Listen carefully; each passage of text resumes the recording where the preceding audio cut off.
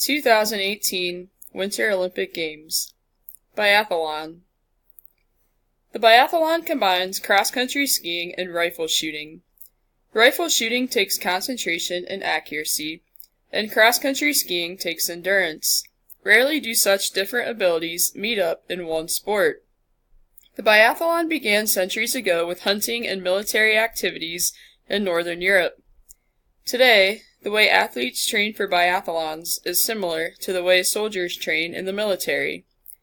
Before the biathlon was added to the Olympics, a version of it was demonstrated in 1924 at the first Winter Olympics.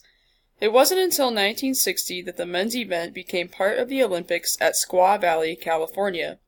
The women's event began at the 1992 Albertville Games in France. The goals in biathlon are to complete the course in the least amount of time and to hit as many targets as possible. The events include individual, sprint, pursuit, relay, mass start, and a mixed relay. The penalty for missing one target in the individual event is 1 minute added to the competitor's time.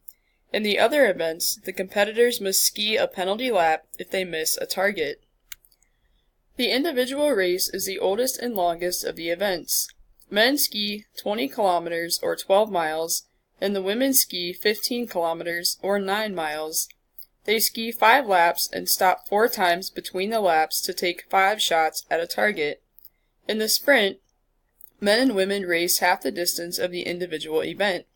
They ski 3 laps and stop twice to shoot 5 times at a target.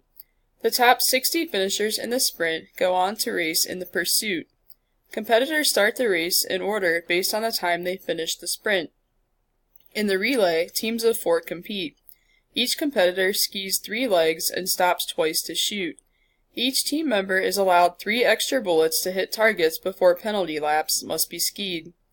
The 30 best ranked biathletes compete in the mass start.